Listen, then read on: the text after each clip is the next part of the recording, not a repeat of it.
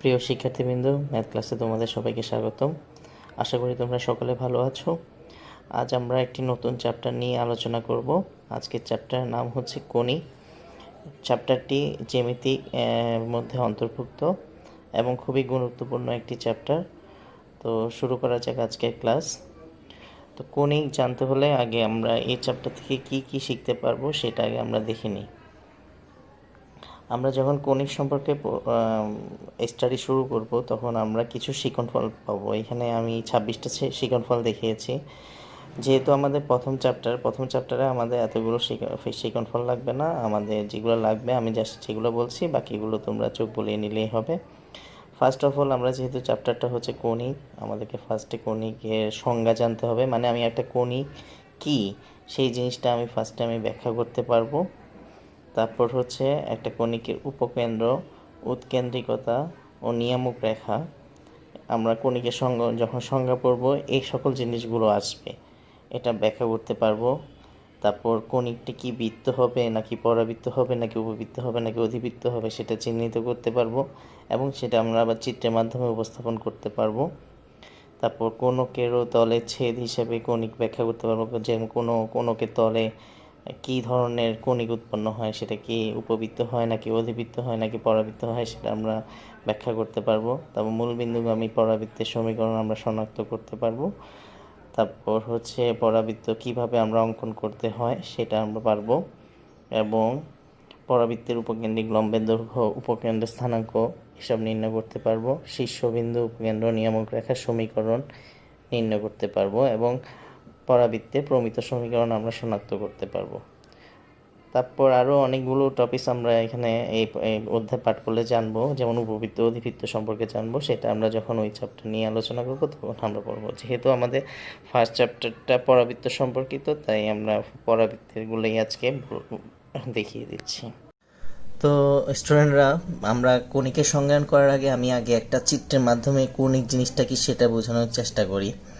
যে আমার একটা নির্দিষ্ট সরলরেখা থাকবে আর একটা যে কোনো তলের উপর আমার একটা নির্দিষ্ট বিন্দু থাকবে।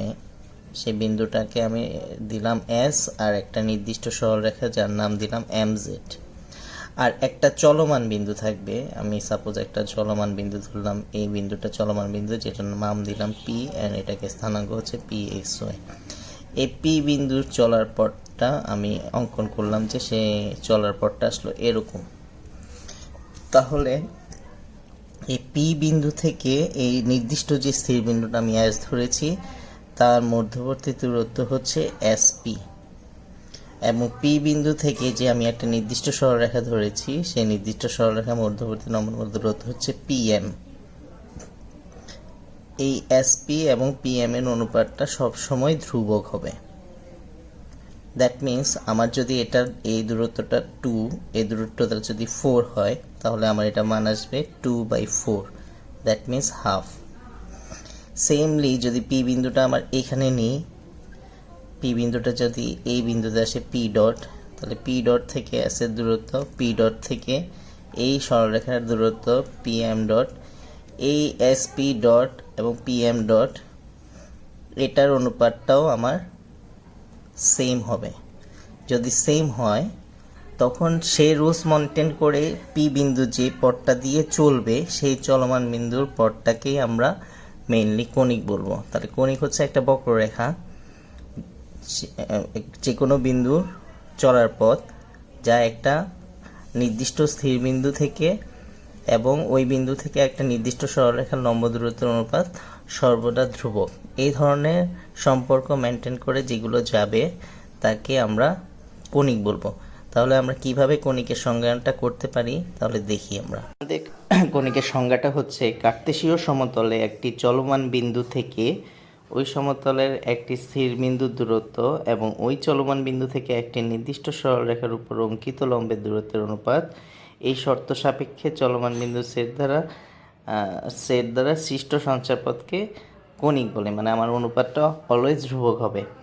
যদি আমি চিত্রে খেয়াল করি, পি এক্স ওয়াই একটি চলমান বিন্দু আর স্থির বিন্দুটা হচ্ছে এস এবং একটি নির্দিষ্ট সরলরেখা হচ্ছে এমজেড। তাহলে চলমান বিন্দুর যে সেটটা পাবো সেই সেটটাকে আমরা এভাবে লিখতে পারি এক্স ওয়াই যেখানে SP/PM ইজ ইকুয়াল টু ই। ই মানে একটা ধ্রুব সংখ্যা। ধ্রুবক মানে এটা মান 1 হইতে পারে, হাফ হইতে পারে, 2 হইতে পারে, এই ধরনের বিভিন্ন সংখ্যা হইতে পারে। দ্বারা সৃষ্ট সঞ্চারপথ হলো কণিক। তাহলে আমরা বুঝতে পারলাম কণিকের সংজ্ঞাটা কি। তারপর আমাদের নেক্সট সূত্রে সংজ্ঞাগুলো চলে আসা যাক, যে কণিক থেকে আমরা কিসের কিসের সংজ্ঞা বের করতে পারি। যেমন হচ্ছে উপকেন্দ্র। উপকেন্দ্রের আরেকটা নাম হচ্ছে ফোকাস। তা আমরা কণিকের সংজ্ঞাতে বলেছি যে একটা স্থির বিন্দু থাকবে। তো আমরা চিত্রতে আমরা দেখতেছি আমাদের স্থির বিন্দুটা হচ্ছে এস। তো এই স্থির বিন্দুটাকে আমরা বলবো উপকেন্দ্র বা ফোকাস। তাহলে স্থির বিন্দুটিকে কণিকের উপকেন্দ্র বলে, চিত্রে এস বিন্দুটি হলো কণিকের উপকেন্দ্র। আর উৎকেন্দ্রিকতা, উৎকেন্দ্রিকতা হচ্ছে যে আমি যে অনুপাতটা বের করতেছি, মানে SP/PM। SP হচ্ছে স্থির বিন্দু থেকে চলমান বিন্দুর দূরত্ব, আর PMটা হচ্ছে চলমান বিন্দু থেকে একটি নির্দিষ্ট রেখার দূরত্ব। একটা সবসময় এই অনুপাতটা সবসময় ধ্রুবক হবে। এই ধ্রুবকটাকে আমরা বলবো যে উৎকেন্দ্রিকতা, যাকে আমরা ই দ্বারা সূচিত করব। মানে আমরা বলতে পারি যে SP/PM ইজ ইকুয়াল টু হচ্ছে ই। তারপর আমরা চলে আসি নেক্সট সংজ্ঞায়, নিয়ামক রেখা। নিয়ামক রেখা হচ্ছে আমার কণিকের মধ্যে তিনটা জিনিস সবসময় দেওয়া থাকবে। একটা চলমান বিন্দু দেওয়া থাকবে, একটা স্থির বিন্দু দেওয়া থাকবে, আর একটা নির্দিষ্ট সরল রেখা দেওয়া থাকবে। এই নির্দিষ্ট সরল রেখাটাকে আমরা নিয়ামক রেখা বলবো। যেমন চিত্রে আমার MZ হচ্ছে নিয়ামক রেখা। উল্লেখ্য যে উপকেন্দ্রের মধ্য দিয়ে, তারপর হচ্ছে অক্ষরেখা। অক্ষরেখাটা হচ্ছে যে একটা নিয়ামক রেখার উপর লম্ব রেখা, যে রেখাটা উপকেন্দ্র দিয়ে যাবে, সেই রেখাটাকে আমরা অক্ষরেখা বলবো। তাহলে সংজ্ঞাটা হচ্ছে যে উপকেন্দ্রের মধ্য দিয়ে অঙ্কিত সরলরেখাটি যা নিয়ামক রেখা MZ এর উপর লম্ব, তাকে কণিকের অক্ষরেখা বলে। যেমন চিত্রে হচ্ছে ZSটা হচ্ছে আমাদের অক্ষরেখা। তাহলে অক্ষরেখার দুইটা কন্ডিশন।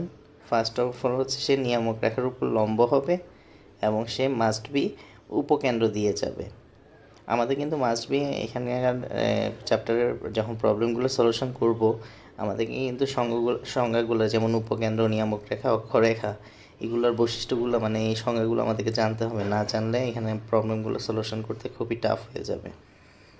নেক্সট আসা যাক আমাদের শীর্ষবিন্দু। শীর্ষবিন্দুটা কি? শীর্ষবিন্দুটা হচ্ছে যে আমার কণিকটা অক্ষরেখাকে যে বিন্দুতে ছেদ করবে তাকে আমরা বলবো শীর্ষবিন্দু। তাহলে এখানে চিত্রে কণিকটা আমার অক্ষরেখাকে এই বিন্দুতে ছেদ করেছে, তাহলে একে আমরা বলবো যে শীর্ষবিন্দু।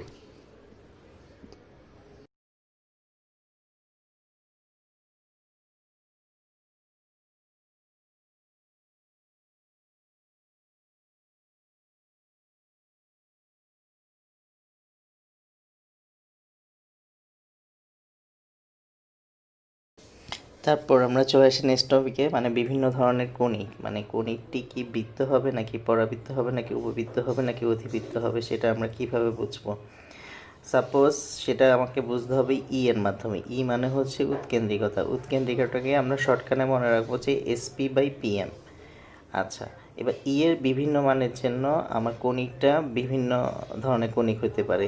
প্রথম কন্ডিশন হচ্ছে যদি ই এর মান আমার 1 হয়, ই এর মান 1 হওয়া মানে হচ্ছে SP/PM এর মান হচ্ছে 1, অর্থাৎ SP সমান PM। তাহলে সঞ্চারপথটি হবে পরাবৃত্ত।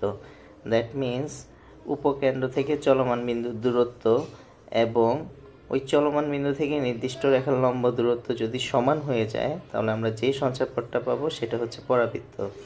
আর আমি বাস্তব জীবনে যদি পরাবৃত্তের একটা এক্সাম্পল দিতে চাই, যেমন আমাদের অর্ধচন্দ্রাকৃতির চাঁদ, সেটা একটা দেখতে অনেকটা পরাবৃত্তের মতো দেখায়। তারপর সেকেন্ড কন্ডিশনটা হচ্ছে আমার যদি ই এর মান 0 থেকে বড়, 1 থেকে ছোট হয়, অর্থাৎ SP<PM হয়, তাহলে সঞ্চারপথটি হবে উপবৃত্ত। যেমন আমাদের পৃথিবীর আকৃতিটা অনেকটা উপবৃত্তাকার, অথবা একটি তরমুজের আকৃতিও বলা যায় যে উপবৃত্তাকার। 3 নম্বর হচ্ছে যদি আমার ই এর মান 1 থেকে বড় হয়, 1 থেকে বড় হয়ে যায়, তখন SP>PM হয়ে যাবে। মানে যে চলমান বিন্দু থেকে উপকেন্দ্রের দূরত্বটা যেটা পাবো সেটা ওই চলমান বিন্দু থেকে নিয়ামক রেখার উপর লম্ব দূরত্ব থেকে বড় হয়ে যাবে। যদি বড় হয়ে যায় তাহলে সঞ্চারপথটিকে আমরা বলবো অধিবৃত্ত। আর এর মান যদি শূন্যের কাছাকাছি কোনো সংখ্যা হয় তাহলে আমরা সঞ্চারপদটিকে বলবো বৃত্ত। এখন আমি চিত্রের মাধ্যমে যদি দেখাতে চাই যে পরাবৃত্তটা দেখতে কেমন হবে, যেমন এখানে চিত্রে একটা দেখাচ্ছি, সেটা হচ্ছে পরাবৃত্ত, যেখানে এসটা হচ্ছে উপকেন্দ্র, এটা হচ্ছে শীর্ষবিন্দু, এমজেড হচ্ছে নিয়ামক রেখা, আর জেড এক্সটা হচ্ছে আমাদের অক্ষরেখা। যদি আমরা উপবৃত্তের চিত্রটা দেখতে চাই, উপবৃত্তের চিত্রটা হচ্ছে এটা। উপবৃত্তের চিত্রের বেলায় কিন্তু আমরা এখানে দুইটা নিয়ামক রেখা দেখছি, একটা এম জেড আর একটা এম ডট জেড ডট। তারপর দুইটা শীর্ষবিন্দু দেখতেছি, এ আর এ ডট। তারপর একটা অক্ষরেখা হচ্ছে এ এ ডট, আর এটাকে বৃহৎ অক্ষ বলা হয়। এটা আমরা যখন উপবৃত্ত পড়তে যাব তখন এটার চিত্রের ডিটেলস আরও জানতে পারবো।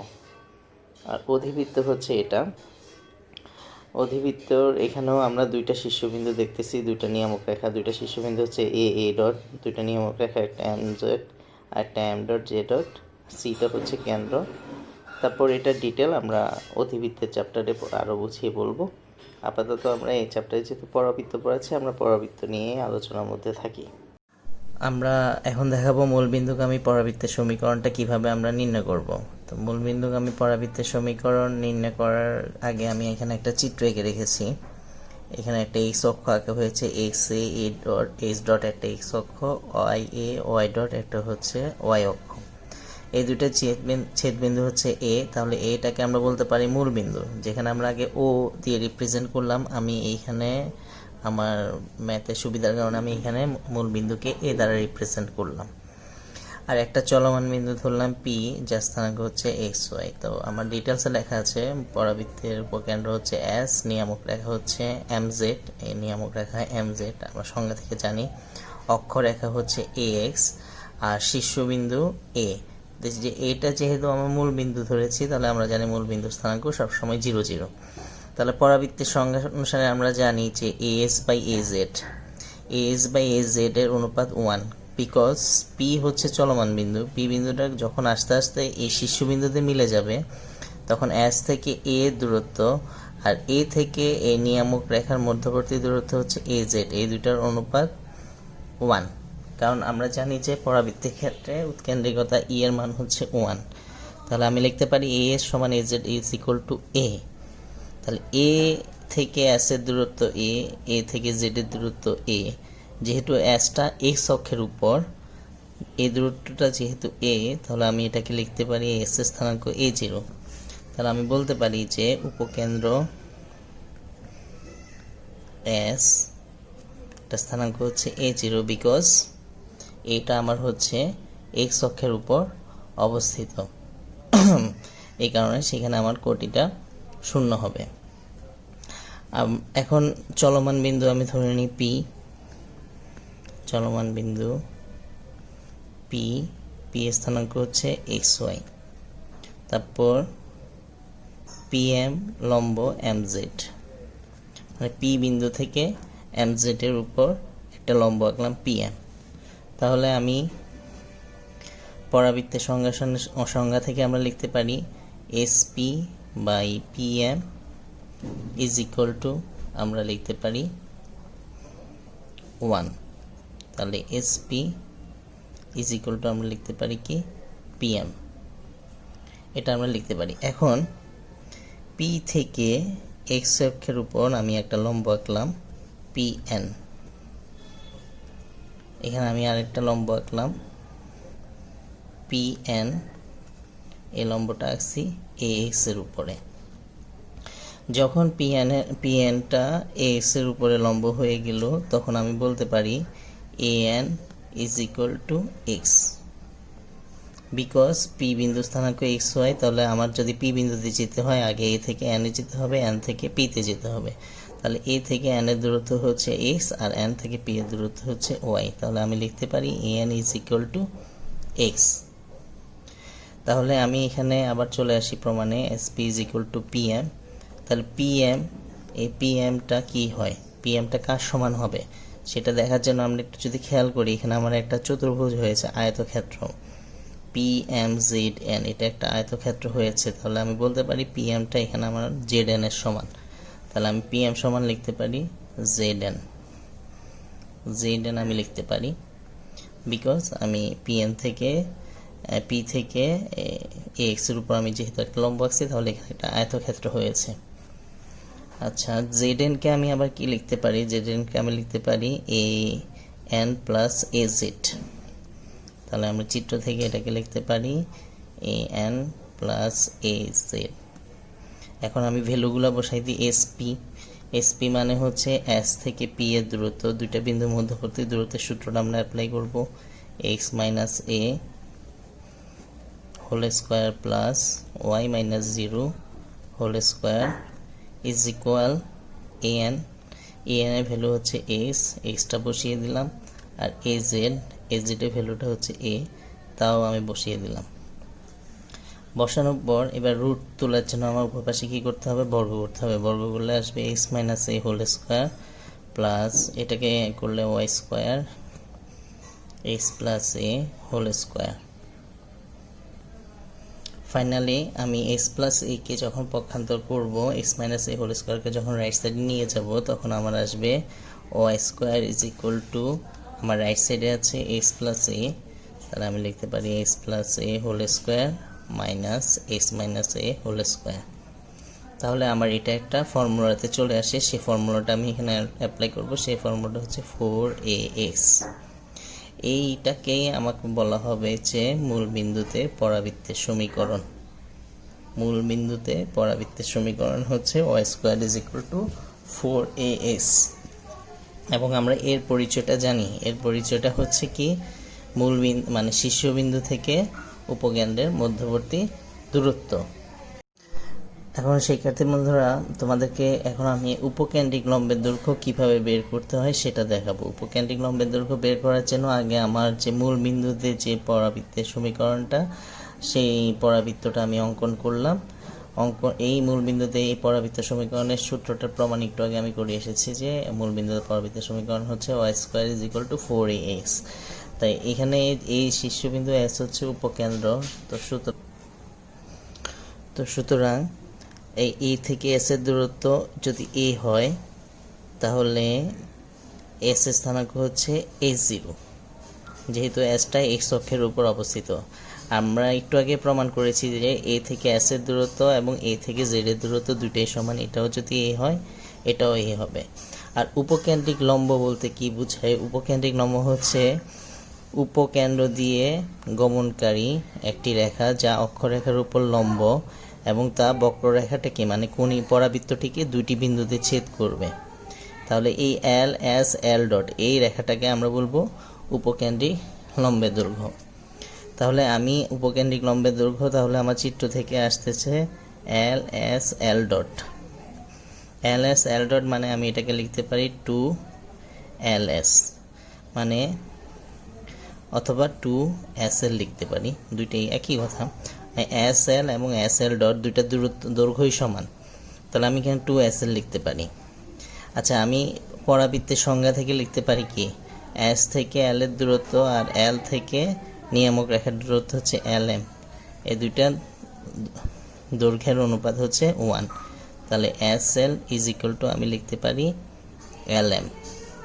তাহলে আমি এস এল সমান কি লিখতে পারি? lm। চিত্র আমার পরাবৃত্তের সংজ্ঞা থেকে আমরা এটা লিখতে পারি। মানে এই তখন চলমান বিন্দু ছিল পি, এখন চলমান বিন্দু হয়ে গেছে এল। আবার এখানে আমার একটা আয়তক্ষেত্র হয়েছে, এটা একটা আয়তক্ষেত্র, যদি আমার চিত্রটা অত ভালোভাবে হয়নি। তাহলে এই lm এবং আবার zs কি সমান 2 × zs। আবার zsটাকে কার সমান? az এবং as এর সমান। এটা আমি লিখতে পারি az প্লাস as। az এর মান হচ্ছে a, as এর মানও হচ্ছে a। তাহলে আমি কি লিখতে পারি? a plus a is equal two 2a × 2 মানে 4a। তাহলে এই উপকেন্দ্রিক লম্বের দৈর্ঘ্যর সূত্র হচ্ছে লম্বের দৈর্ঘ্য, এটা সূত্র হচ্ছে absolute value of 4a, always positive আসবে।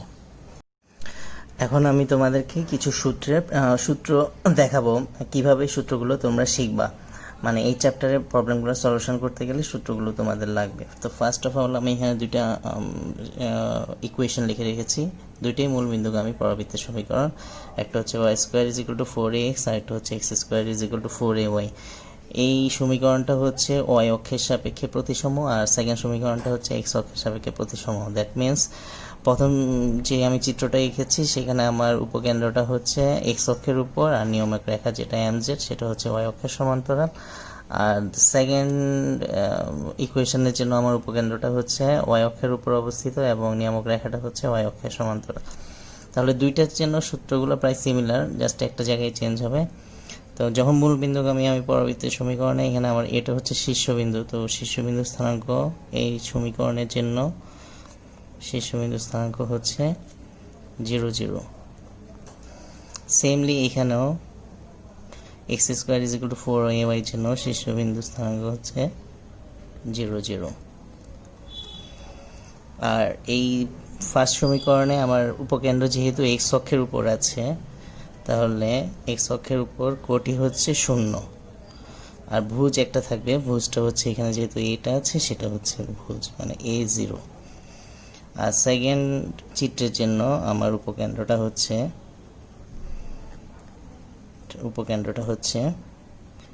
0a, যেহেতু এখানে উপকেন্দ্রটা হচ্ছে আমার ওয়াই অক্ষের উপর অবস্থিত। তারপর ফার্স্ট সমীকরণের জন্য নিয়ামক রেখার সমীকরণটা লিখব।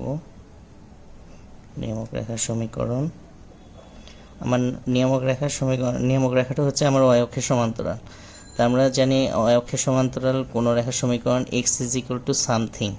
সে সামথিংটা হচ্ছে যেহেতু এই থেকে এসের দূরত্ব এবং এই থেকে জেডের দূরত্ব সমান, তো এই দূরত্বটাও এই দূরত্বটাও আমি এখানে লিখে দিচ্ছি। তাহলে যেহেতু এটা নেগেটিভ সাইডে আছে, তাহলে x is equal two -a। এবং সেকেন্ড চিত্রের জন্য এই দূরত্বটা এটাও হচ্ছে আর এখানে আমার নিয়ামক রেখাটা হচ্ছে ওয়াই অক্ষের সমান্তরাল। তাহলে এখানে নিয়ামক রেখার সমীকরণ হবে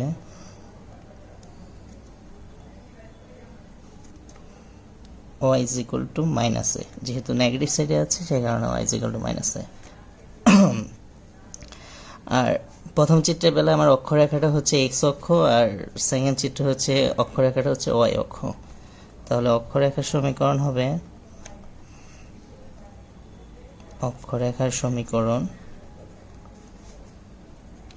সমীকরণটা হচ্ছে এক্স অক্ষের সমীকরণ হচ্ছে y is equal to 0। আর এই চিত্রের জন্য অক্ষরেখার সমীকরণ হচ্ছে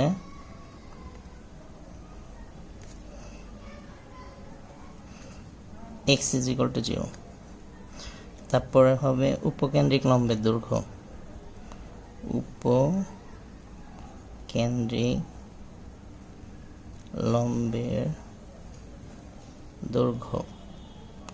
উপকেন্দ্রিক লম্বের দৈর্ঘ্য হচ্ছে অ্যাবসলিউট ভ্যালু 4a। সেকেন্ড চিত্রের জন্য উপকেন্দ্রিক লম্বের দৈর্ঘ্য 4a, মানে অলওয়েজ এটা সেম থাকবে, এই জায়গাটা এক্সচেঞ্জ হবে না।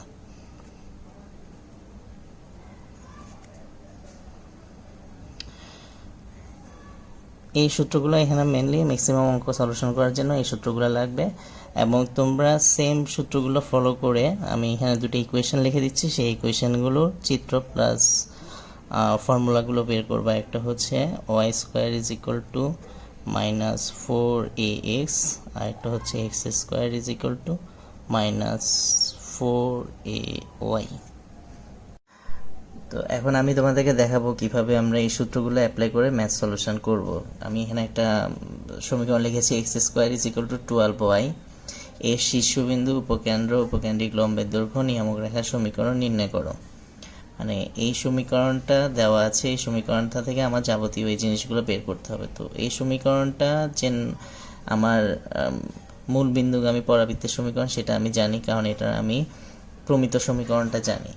তাহলে এই সমীকরণটাকে আমি যদি প্রমিত আকারে লিখতে চাই, তাহলে x square is equal to আমার হচ্ছে 4 থাকে, সূত্রে আমি 4 লিখলাম। তাহলে আর কত গুণ করলে 12 আসবে? 3 গুণ করলে 3। তাহলে 3টা হচ্ছে আমার, তাহলে যা x square is equal to 4ay এর অনুরূপ। এই সমীকরণটা এই সমীকরণের অনুরূপ, যেখানে এক্স স্কোয়ার সমান এক্স স্কোয়ার, 4 সমান 4, এ সমান হচ্ছে 3 অ্যান্ড ওয়াই সমান হচ্ছে ওয়াই।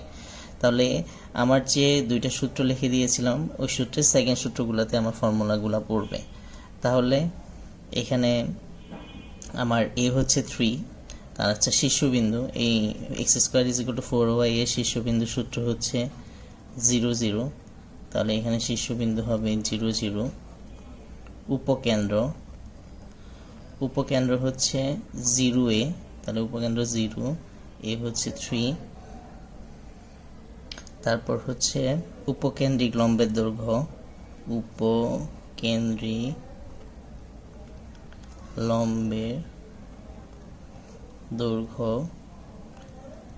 লম্বের দৈর্ঘ্য হচ্ছে 4a, এ হচ্ছে এখানে 3, তাহলে এখানে হবে 12। তারপর হচ্ছে নিয়ামক রেখার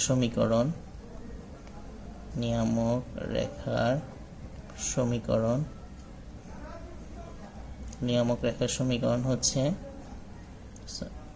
y is equal to -a is equal to হচ্ছে -3।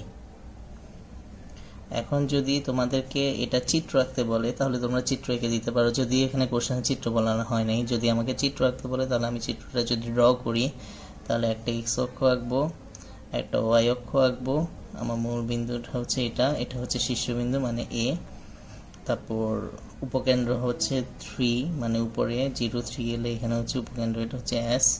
আর সমীকরণটা আমার চিত্রটা পরাবৃত্তের কাপটা হবে এরকম। আর নিয়ামক রেখা হচ্ছে y is equal to -3, এখানে নিচে 3 ঘর নিচে এসে এক্স অক্ষের সমান্তরাল একটা সরলরেখা হবে, যাকে আমি mz দ্বারা প্রকাশ করতে পারি। এটা হচ্ছে তার চিত্র। তাহলে শিক্ষার্থী বন্ধুরা, আজকে তোমরা ফর্মুলাগুলো ভালো করে আয়ত্ত করার চেষ্টা করো এবং ফর্মুলা অ্যাপ্লাই করে কিছু ম্যাথ করার ট্রাই করো। তো আজকে সে পর্যন্ত তোমরা সকলে ভালো থাকো। ধন্যবাদ সবাইকে।